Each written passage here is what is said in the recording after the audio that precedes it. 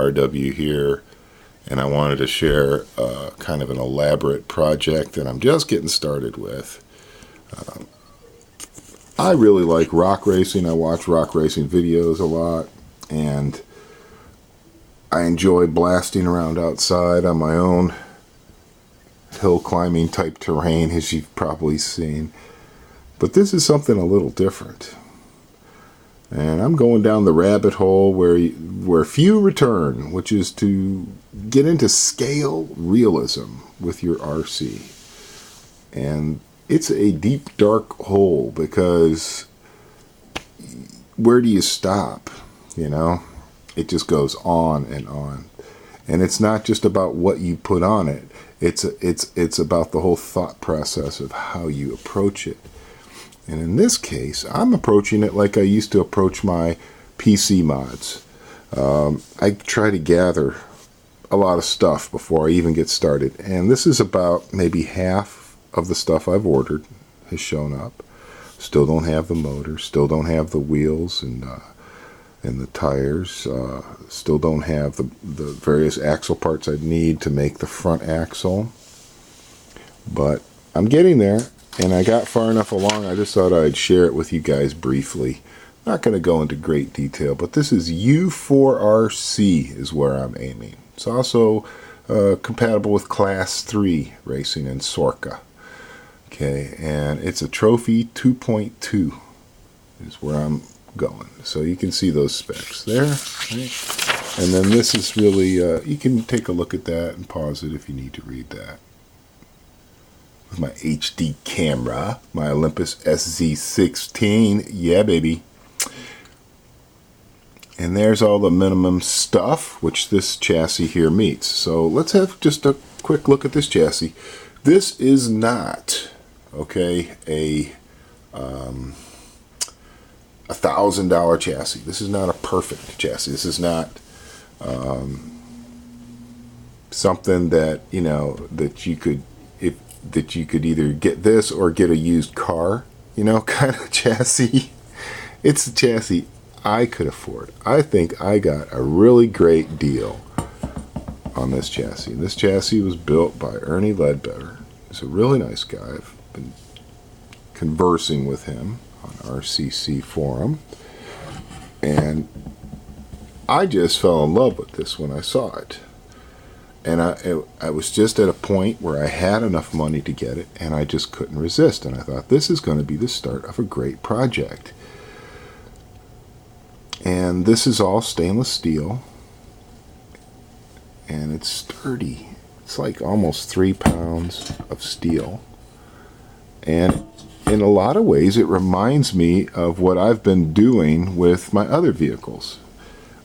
It's got a nice central weight balance. It's kind of boxy. It's got batteries on either side where, you know, it keeps it balanced. Just a lot of the little things. Has the place for all your little scale details and stuff, and fuel cell and whatever else, radiators, all the stuff that you would put in there to make it look real. Right. And he was kind enough to ship it with these rather large body panels. I'm guessing these are about 1/8 scale. They're HPI Wheelie King Bronco panels. And he was planning to use these as sides. Here's the front. And you can see where he creased it and where he cut it and stuff so it would follow the vehicle. And here's one that hasn't been messed with. Just to give you an idea of just how big a scale this is, which will make the large type of wheels that I enjoy, the large tires I like, look better because it's so big. But I'm thinking about making my own aluminum panels because I really like the idea of an all-metal vehicle. So that'll be a real challenge for me. So I've got aluminum coming, and I'll see how I do it forming it. Maybe I'll be good at it, maybe I'll suck at it. Who knows? All this stuff that's down here, it's not even half of what I've ordered, but it is enough to give you an idea of where I'm headed with this. For instance, I've got most of the stuff to do the rear axle, and I'm going to build my axles out of these modified housings from Dlux, D-L-U-X. It puts a big bearing on the inside, much bigger than you could put without modifying it, and that makes the whole bevel, gear, and pinion mesh much more precise for a longer period of time before it gets beat out by the drive shaft wobbling all the time. These are hardened steel, so they'll last a good long time. And these are beauties. These are from Locked Up RC. These are indestructible spools. They're FI spools that these mount to, right? And here's Locked Up RC OT axle shafts for the rear. These are 150% stronger than stock. Okay, so that's a beautiful thing right there. And then of course a little Vanquish bling, the king of bling, Vanquish Products, made in the USA, precision machined, beautifully finished, functional. These will make the rear end stronger. Okay, got other parts coming for that, but I'll show you in a bit. Now, this vehicle has a motor that's going to be mounted up here and a transmission, then with a short shaft that goes down to a transfer case.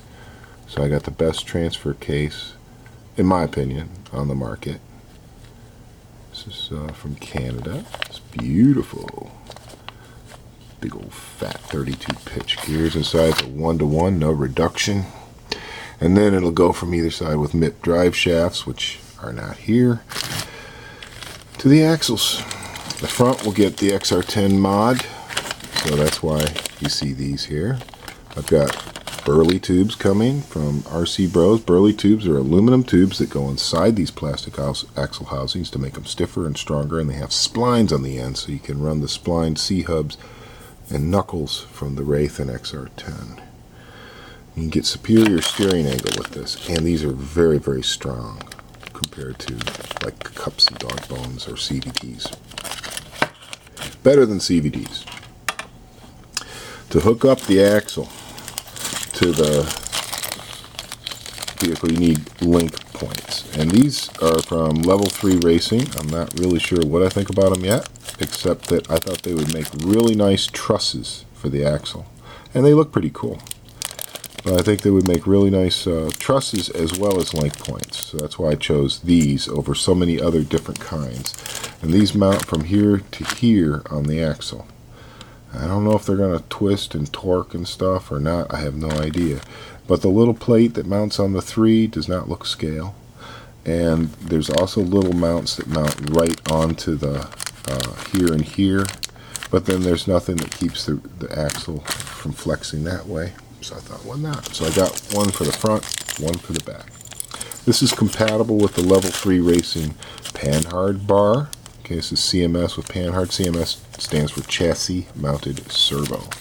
That means when you take a servo, like this $20 CPE here, that's 7.2 volt DC input, has high torque output with metal gears, nice cheap disposable servo. Then you mount it facing output down, and then it tracks this way with the horn, so it follows your steering better, and it gets hidden inside the vehicle so you look a lot more real. So that's what that's all about. It's not necessarily an improvement on the performance, because 4-link is really the purest, most awesome way to get your axles triangulated 4-link, but 3-link with a Panhard bar needs a link mount, and this is what mounts over the pumpkin, and then it has its little pivot point, and then the arm, okay, that is included with it may or may not work out for me. I just might be able to make it work out, get it up in there somewhere where it belongs, right? I've got a Stout transmission. I've already built a Stout transmission. It's driven by 32 pitch gears. I'll show you what that looks like. A 32 pitch gear is coarser than the kind of gearing that it comes with, which is 48 pitch. So this transmits power more reliably, less wear. And then, of course, you gotta have little things like bushings and bearings and all kinds of stuff, right? It adds up quickly. And this is not even half of what will be coming. And I'm not gonna bother telling you about the other half. I'll just show it to you. But thanks for watching. Just wanted to give you guys a little preview on an interesting scale project I'm starting.